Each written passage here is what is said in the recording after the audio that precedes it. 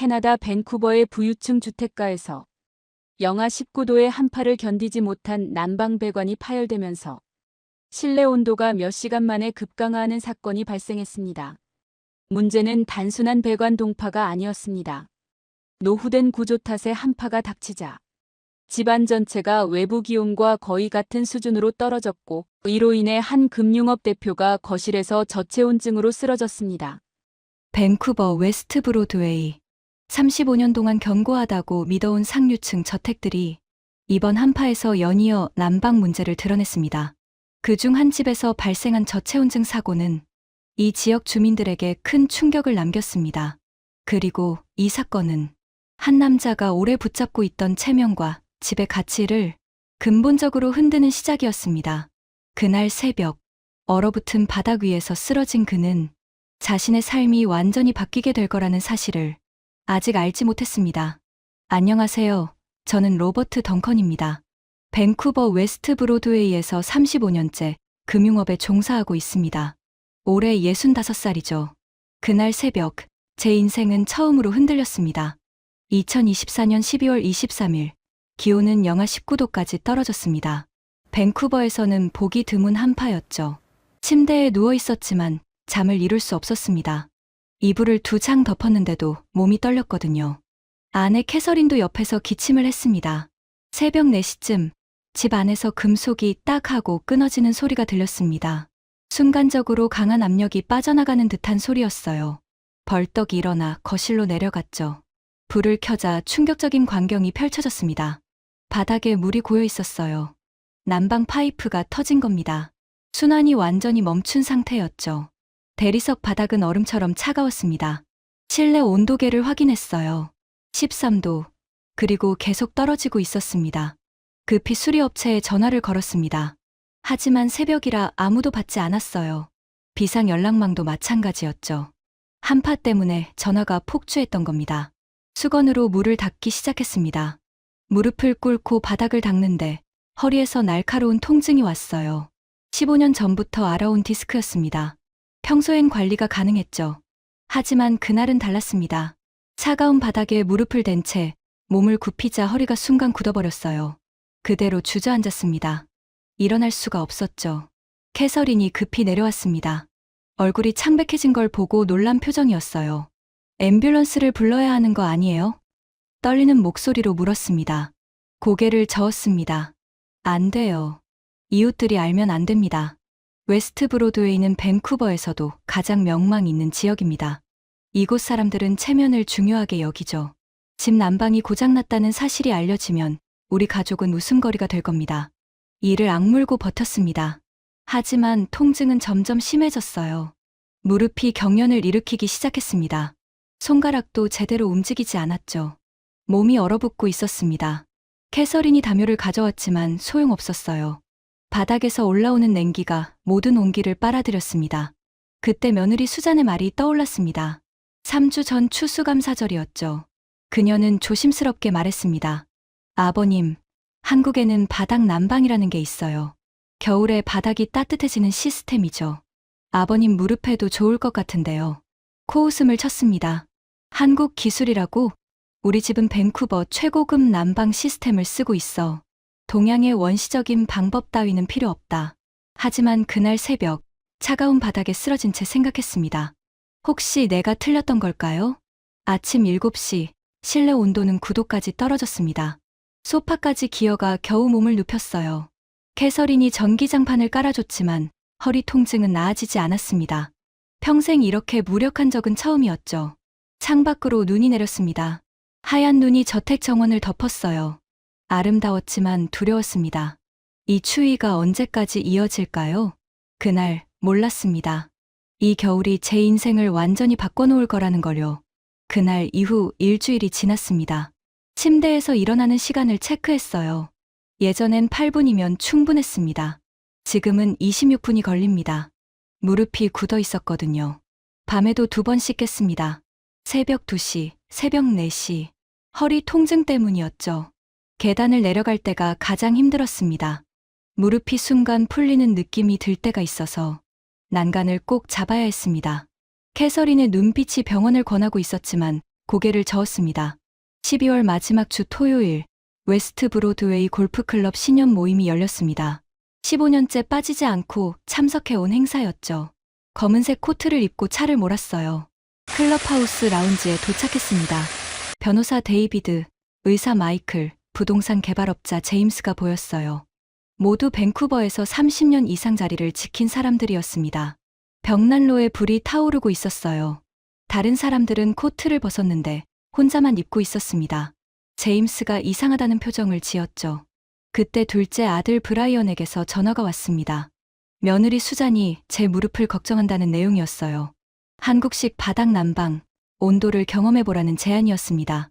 전화를 끊으며 한숨을 쉬었습니다. 라운지로 돌아가는데 데이비드와 마이클이 대화하고 있었어요. 제 집 난방이 터졌다는 소문이었습니다. 30년 된 집인데 관리를 못한다는 평가였죠. 가슴이 철렁했습니다. 웨스트 브로드웨이에서 소문이 도는 건 순식간이니까요. 자리에 앉았습니다.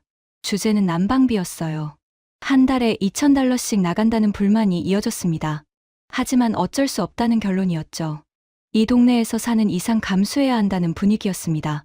그때 마이클이 웃으며 환자 이야기를 꺼냈습니다. 누군가 한국식 바닥 난방을 집에 깔았다는 거였어요. 주변 사람들이 웃음을 터뜨렸습니다. 원시적인 방식이라는 반응, 아시아 사람들이나 쓴다는 비웃음이 오갔습니다. 우리 동네엔 안 어울린다는 말이 나왔습니다.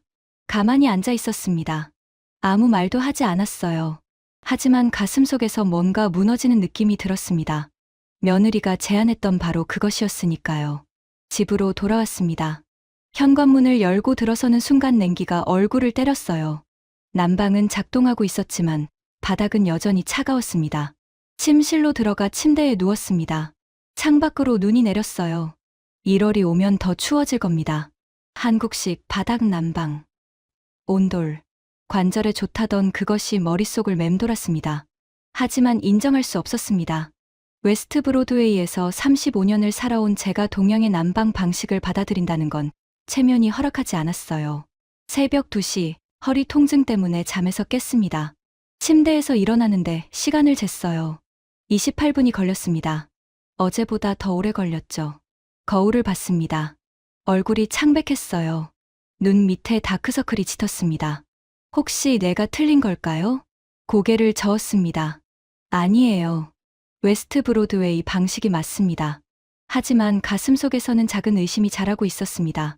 1월 2일, 기상청이 한파 경보를 발령했습니다. 체감온도가 영하 17도까지 떨어진다는 예보였어요. 밴쿠버에서는 10년 만에 찾아온 강추위였습니다. 뉴스에서는 외출을 자제하라고 경고했죠. 하지만 출근해야 했습니다. 중요한 미팅이 잡혀 있었거든요. 오후 3시, 캐서린에게서 전화가 왔습니다. 목소리가 떨리고 있었어요. 집 난방이 또 멈췄다는 내용이었습니다. 급히 집으로 돌아왔습니다. 현관문을 열고 들어서는 순간 충격을 받았어요. 집 안이 밖보다 더 춥게 느껴졌습니다. 거실 온도계를 확인했습니다. 11도였어요. 계속 떨어지고 있었습니다. 캐서린이 거실 소파에 담요 3장을 뒤집어 쓰고 앉아 있었습니다. 입김이 하얗게 나왔어요. 손이 파랗게 질려 있었죠. 보일러실로 달려갔습니다.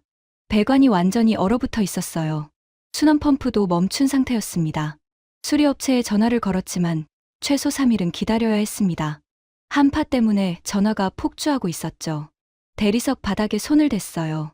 표면 온도가 5도 정도였습니다. 얼음처럼 차가웠죠. 전기 히터 2대를 틀었지만 소용없었어요. 바닥에서 올라오는 냉기가 모든 열기를 빨아들였습니다. 저녁 6시, 실내 온도가 9도까지 떨어졌습니다. 캐서린이 기침을 하기 시작했어요. 작년 겨울 저체온증으로 입원했던 기억이 떠올랐습니다. 더 이상 버틸 수 없었습니다. 둘째 아들 브라이언에게 전화를 걸었어요. 그가 먼저 집 상황을 물었습니다. 한파 경보 소식을 듣고 걱정하는 목소리였죠. 자존심이 목구멍에 걸려 목소리가 나오지 않았습니다. 35년 동안 이 저택을 지켜온 제가 아들에게 도움을 청한다는 사실이 받아들여지지 않았습니다. 난방이 멈췄다고 겨우 말했습니다. 목소리가 떨렸어요. 잠깐의 침묵이 흘렀습니다. 브라이언이 즉시 오겠다고 했습니다. 자기 집으로 오라는 제안이었죠. 전화를 끊고 캐서린을 봤습니다. 얼굴이 창백하고 입술이 파래지고 있었습니다. 선택의 여지가 없었습니다. 30분 후 아들이 걱정이 가득한 얼굴로 현관문을 열고 들어왔어요. 캐서린을 부축해서 차까지 데려갔습니다. 차에 올라 뒷좌석에 앉아 저택을 돌아봤어요. 35년을 살아온 집은 제 성공의 상징이었죠. 그 집을 두고 떠난다는 게 믿기지 않았습니다. 30분 거리에 있는 아들의 아파트로 차가 출발했어요. 차창 밖으로 내리는 눈 때문에 거리는 하얗게 얼어붙어 있었어요. 아파트 단지가 보였습니다. 10층짜리 건물이었어요. 웨스트 브로드웨이의 저택과는 비교도 안 되는 평범한 건물이었습니다. 차에서 내리자 바람이 거세게 불었어요. 엘리베이터를 타고 7층으로 올라갔습니다. 복도가 따뜻했어요. 이상했습니다. 아들이 현관문을 열자 며느리가 문 앞에 서서 맞아주었어요. 신발을 벗고 거실로 들어선 순간 발바닥에 뭔가 이상한 느낌이 전해졌어요. 온기였습니다. 발바닥에서 발목으로, 종아리로 퍼져 올라왔습니다. 멈춰 섰습니다. 바닥을 내려다봤습니다. 평범한 마룻바닥이었어요. 하지만 그 아래에서 온기가 올라오고 있었습니다. 수잔이 온돌이라고 설명했습니다. 한국식 바닥 난방이라고 했어요. 침묵이 흘렀습니다. 골프클럽 사람들의 웃음소리가 떠올랐어요. 원시적인 방식이라던 그 말이요. 하지만 지금 제 발바닥은 거짓말을 하지 않았습니다. 방 안으로 들어갔습니다. 거실 바닥 전체가 따뜻했어요. 구석구석 온기가 고르게 퍼져 있었습니다. 손을 바닥에 댔습니다. 뜨겁지 않았어요. 그냥 포근했습니다. 캐서린이 거실 소파에 앉았습니다. 담요가 없이요. 처음으로 담요 없이 앉아 있었습니다. 그녀의 얼굴에서 긴장이 풀렸습니다. 거실에 있는 온도계는 22도를 가리키고 있었어요. 하지만 느껴지는 온기는 그보다 더 따뜻했습니다. 바닥에 앉아봤습니다. 무릎에 온기가 전해졌어요. 15년 동안 차갑게 굳어있던 무릎이 천천히 풀리는 느낌이었습니다. 골프클럽의 웃음소리가 다시 떠올랐습니다. 원시적이라던 그 말. 우리 동네엔 안 어울린다던 그 말.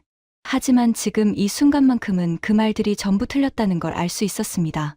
제 인생에서 처음 느껴보는 따뜻함이었습니다. 첫날 밤이었습니다. 브라이언이 준비해준 작은 방으로 들어갔어요. 침대가 놓여 있었고 창문 너머로 밴쿠버 야경이 보였습니다. 평범한 방이었죠. 하지만 한 가지가 달랐습니다. 바닥이었습니다. 침대 옆에 서 있는데도 발바닥에서 온기가 느껴졌어요. 양말을 신고 있었는데도 따뜻함이 전해졌습니다. 이상했습니다. 저택에서는 전기장판 위에 누워도 이렇게 따뜻하지 않았거든요. 침대에 누웠습니다. 방 안 공기가 훈훈했어요. 평소 같으면 이불 2장은 덮어야 했습니다. 하지만 그날 밤은 한 장으로 충분했습니다. 허리가 서서히 풀리는 느낌이었습니다. 15년 동안 긴장되어 있던 근육이 천천히 이완되고 있었죠. 잠이 들었습니다. 평소에는 새벽에 2번씩 깼는데 그날 밤은 달랐어요. 한 번도 깨지 않았습니다. 아침 7시까지 깊은 잠에 빠져 있었죠. 눈을 떴습니다. 창문으로 햇살이 들어왔어요. 침대에서 일어나려고 했습니다. 평소 같으면 26분이 걸렸죠. 하지만 달랐습니다. 무릎이 부드럽게 움직였어요. 다리를 굽히는데 통증이 없었습니다. 침대 가장자리에 앉았습니다. 발을 바닥에 내려놨어요. 따뜻한 바닥이 발바닥을 감쌌습니다. 일어섰습니다. 시간을 확인했어요. 13분이 걸렸습니다.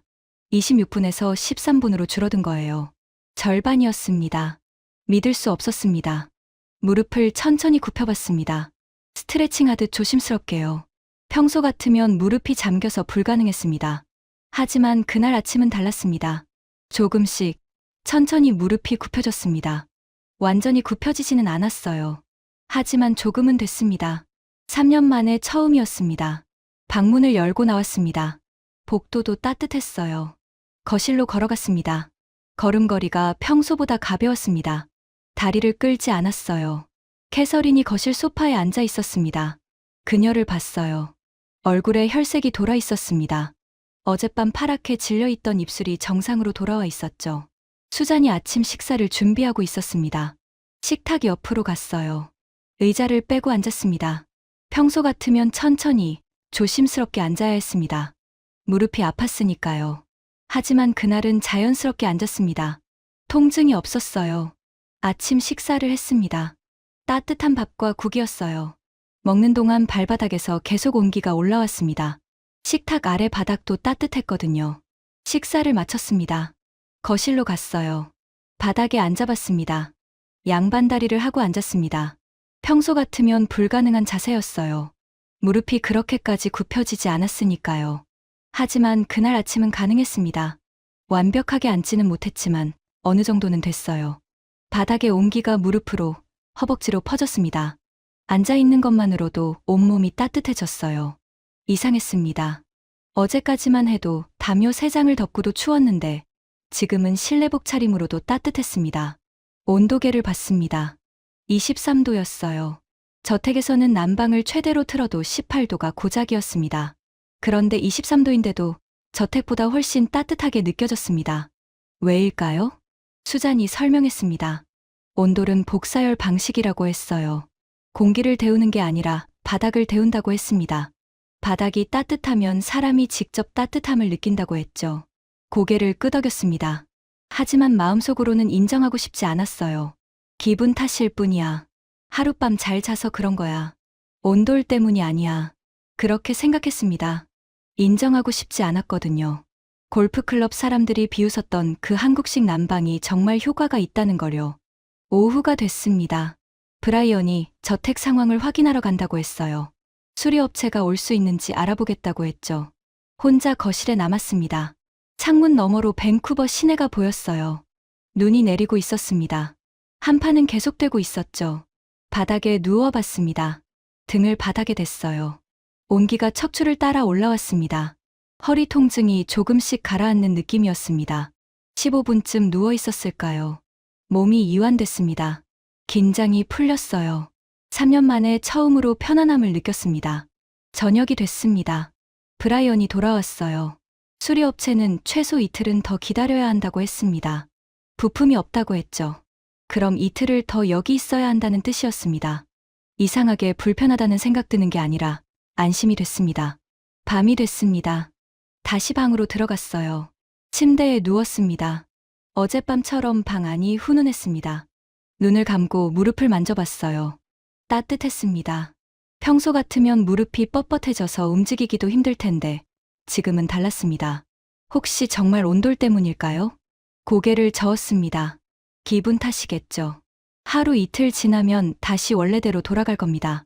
하지만 가슴 한구석에서는 작은 기대가 싹트고 있었습니다. 사흘째 되는 날, 브라이언이 수의가 끝났다고 알려왔습니다. 저택으로 돌아갈 수 있다는 말이었죠. 짐을 쌌지만 이상한 감정이 들었어요. 돌아가고 싶지 않았습니다. 차에 올라 30분 동안 창밖만 바라봤습니다. 저택에 도착해 현관문을 열고 들어서는 순간 냉기가 발목을 감쌌어요. 난방은 작동하고 있었고 실내 온도는 18도였습니다. 하지만 추웠습니다. 브라이언이 돌아간 후 캐서린과 단둘이 남았습니다. 그녀가 거실 소파에 앉아 담요를 덮었어요. 사흘 만에 다시 담요였죠. 저녁 6시 2층 서재로 올라가려고 계단에 발을 디뎠습니다. 첫 계단을 올라가는 순간 무릎이 찌릿했어요. 사흘 전에는 이런 일이 없었습니다. 난간을 잡고 천천히 올라갔습니다. 서재 의자에 앉는데 허리를 굽히는 순간 통증이 왔습니다. 날카로운 통증이었죠. 사흘 동안 느끼지 못했던 그 통증이었습니다. 책상 위에 손을 짚고 천천히 앉았어요. 이상했습니다. 브라이언 집에서는 통증이 없었거든요. 의자에 자연스럽게 앉고 일어났었는데 지금은 3년 전으로 돌아간 것 같았습니다. 저녁 식사 때 식탁 아래 바닥이 차갑게 식어 있었습니다. 발이 시렸어요. 브라이언 집 식탁이 떠올랐습니다. 그곳에서는 식사하는 내내 발바닥이 따뜻했었죠. 식사를 마치고 거실로 갔습니다. 소파에 앉으려다 바닥에 앉아봤어요. 브라이언 집에서 했던 것처럼요. 바닥이 얼음처럼 차갑게 엉덩이를 식혔습니다. 3초도 못 버티고 일어나 소파로 갔습니다. 밤 10시, 침실 침대에 누워 전기장판을 최대 온도로 켰습니다. 30분이 지나자 등은 따뜻해졌지만 무릎은 여전히 차가웠어요. 브라이언 집에서는 방 안공기 자체가 따뜻해서 무릎도 따뜻했었는데 말이죠. 잠이 오지 않았습니다. 1시간, 2시간 뒤척였어요.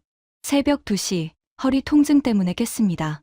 사흘 만에 다시 찾아온 통증이었죠. 일어나려고 했는데 무릎이 굳어 있었습니다. 시간을 쟀어요. 29분이 걸렸습니다. 사흘 전에는 13분이었는데 지금은 29분으로 돌아가 있었습니다. 저택을 떠나기 전 26분보다도 더 악화됐죠. 화장실 거울을 봤습니다. 얼굴이 다시 창백해져 있었어요. 눈 밑 다크서클이 짙어졌습니다. 사흘 동안 옅어졌던 게 다시 돌아온 겁니다. 침대로 돌아와 누웠지만 잠이 오지 않았습니다. 온돌이 떠올랐어요. 브라이언 집의 따뜻한 바닥, 그 온기, 무릎이 부드럽게 움직였던 그 느낌. 그게 온돌 때문이었다는 걸 이제야 알았습니다. 기분 탓이 아니었어요. 온돌이었습니다. 한국식 바닥 난방이 정말 효과가 있었던 겁니다. 하지만 인정하고 싶지 않았습니다. 골프클럽 사람들의 웃음소리가 귓가에 맴돌았어요. 새벽 4시 다시 깼습니다. 통증이 심해져서 1층으로 내려갔어요. 거실 소파에 앉자 캐서린도 내려왔습니다. 그녀도 추워서 잠을 못 이뤘다고 했죠. 둘이 나란히 소파에 앉아 담요를 덮었습니다. 캐서린이 조용히 말했습니다. 브라이언 집은 따뜻했다고요. 사흘 동안 편했다고 했습니다. 고개를 끄덕였습니다. 맞아요. 따뜻했습니다. 침묵이 흘렀습니다. 혹시 우리 집도 저렇게 할 수 있을까요? 캐서린이 물었습니다. 대답하지 않았습니다. 할 수 있을 겁니다. 하지만 하고 싶지 않았어요. 웨스트 브로드웨이 저택에 한국식 난방을 깐다는 건 상상할 수 없었습니다. 체면이 허락하지 않았어요. 하지만 무릎은 계속 아팠습니다. 일주일이 지났습니다. 몸 상태는 계속 악화됐어요. 아침 경직은 32분으로 늘어났고 계단을 오를 때마다 무릎이 굳어졌습니다. 캐서린도 기침이 멈추지 않았어요. 1월 둘째 주 토요일 골프클럽 정기 모임이 있었습니다. 라운지에 도착하자 데이비드가 다가왔어요. 요즘 안 좋아 보인다며 걱정하는 표정이었지만 눈빛은 호기심으로 가득했습니다. 제임스가 웃으며 끼어들었습니다. 며칠 전에 아들 집 아파트에 있었다는 소문이 파다하던데요. 웨스트 브로드웨이 저택을 두고 아파트로 갔다니 말이죠. 가슴이 철렁했습니다. 잠깐 수리 때문에 피신한 것뿐이라고 해명했지만 제임스의 표정은 믿지 않는다는 듯했죠. 마이클이 말했습니다. 혹시 아파트 생활이 편해서 그런 거 아니냐고. 요즘 상류층 중에도 다운사이징하는 사람들 많다고요. 주변 사람들이 웃음을 터뜨렸습니다. 다운사이징이라는 말에 비웃음이 섞여 있었어요. 아니라고 부정했습니다. 저택이 제 집이라고 절대 떠날 생각 없다고 말했죠. 하지만 목소리가 떨렸습니다. 모임이 끝나고 집으로 돌아왔습니다. 캐서린이 거실에서 기다리고 있었어요. 브라이언이 오늘 저녁에 온다고 했답니다. 저녁 6시 브라이언과 수잔이 왔습니다. 아들이 거실 소파에 앉으며 조심스럽게 말했습니다. 아버지, 이대로는 안 됩니다. 어머니 기침도 심해지고 아버지 무릎도 계속 악화되고 있잖아요. 수잔이 끼어들었습니다. 펜트하우스는 어떠냐고. 고급 아파트인데 온돌 시스템이 설치되어 있다고 했어요. 웨스트 브로드웨이에서 10분 거리에 새 건물이 있답니다. 고개를 저었습니다. 아파트는 안 된다고, 저택을 떠날 수 없다고 말했어요. 브라이언이 목소리를 높였습니다. 건강을 잃으면 아무것도 남지 않는다고, 체면이 건강보다 중요하냐고 물었습니다. 캐서린이 조용히 말했습니다. 더 이상 못 버티겠다고, 브라이언 집에 있을 때는 편했잖냐고요. 침묵이 흘렀습니다. 가족 모두가 저를 바라보고 있었어요. 좋아요. 한번 보러 가봅시다. 그렇게 말했습니다. 다음 날 오후 펜트하우스를 보러 갔습니다. 12층 건물의 최상층이었어요. 현관문을 열고 들어서는 순간 발바닥에서 온기가 느껴졌습니다. 브라이언 집에서 느꼈던 그 온기였어요. 부동산 중개인이 설명했습니다. 한국 건설사가 지은 건물이고 온돌 시스템이 기본으로 설치되어 있다고 했어요. 바닥 아래 단열재가 10cm 깔려 있고 온수 파이프 간격이 30cm라고 했죠. 거실을 걸어봤습니다. 바닥 전체가 고르게 따뜻했어요. 침실도, 화장실도 역시 따뜻했습니다. 캐서린이 제 손을 잡았습니다. 그녀의 눈에 눈물이 맺혀 있었어요. 여보, 여기요. 여기로 합시다. 고개를 끄덕였습니다. 계약했습니다. 집으로 돌아오는 차 안에서 핸드폰이 울렸어요. 제임스였습니다. 문자 내용을 보지 않고 꺼버렸습니다. 무슨 말을 하든 이제 상관없었어요. 일주일 후 입주일 아침, 짐을 옮기는 동안 저택을 마지막으로 돌아봤어요. 35년을 살았던 집이었습니다.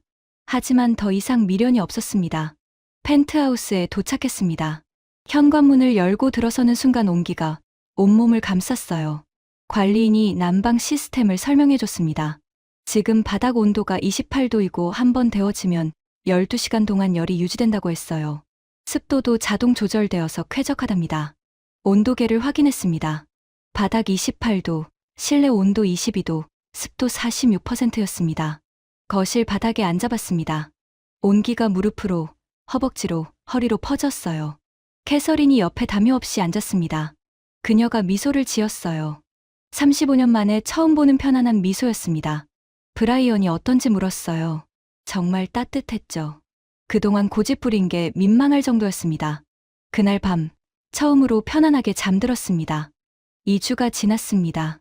아침에 일어나는데 14분이 걸렸습니다.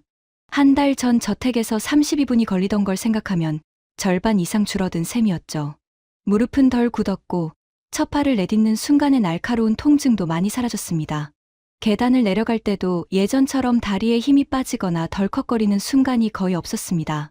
여전히 난간을 잡고 천천히 내려가지만 몸이 버티는 느낌이 분명 달랐습니다. 3년 만에 처음으로 이 정도면 괜찮다는 생각이 들었어요. 캐서린도 달라졌습니다. 기침이 멈췄고 밤에 담요 한 장만 덮고 잤습니다. 새벽마다 깨곤 했던 얼굴에 여유가 생겼고 아침에 식탁에 앉으면 바닥에서 올라오는 온기 때문에 발끝이 시리지 않는다고 웃었습니다. 이렇게 편안한 아침은 처음이라고 말했죠. 한 달이 지나자 제 걸음걸이도 완전히 달라졌습니다. 더 이상 다리를 끌지 않았고 부엌까지 걷는 시간도 2분에서 30초로 줄었습니다. 무릎이 받쳐주기 시작하니 몸 전체의 긴장도 풀렸어요. 어느 날 난방비 고지서를 받아 들여다보니 $780가 적혀 있었습니다. 저택에서 $2,300가 나오던 시절에 비하면 3분의 1 수준이었죠. 캐서린에게 보여주자 그녀도 놀랐습니다. 효율이 높다고 들었지만 이 정도일 줄은 몰랐다며 한참 동안 봉투를 들여다봤습니다. 그 주 주말 아들 내외가 저녁을 먹으러 왔습니다. 예전에는 넷이 앉아 있어도 어색했는데 이제는 대화가 자연스럽게 이어졌습니다. 수잔이 제 무릎 상태를 물었고 저는 머쓱하게 웃으며 많이 좋아졌다고 말했습니다.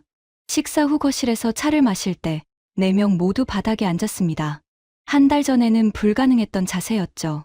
따뜻한 바닥 위에서 몸이 편안히 풀렸고 숨을 쉬는 것조차 편안했습니다. 2월 첫째 주, 브라이언에게서 전화가 왔습니다. 3년 만에 골프를 치러 가자는 제안이었죠. 드라이빙 레인지에 서니 긴장이 먼저 밀려왔지만 첫 스윙에서 무릎이 버텨줬습니다. 공은 멀리 가지 않았지만 그건 중요하지 않았습니다.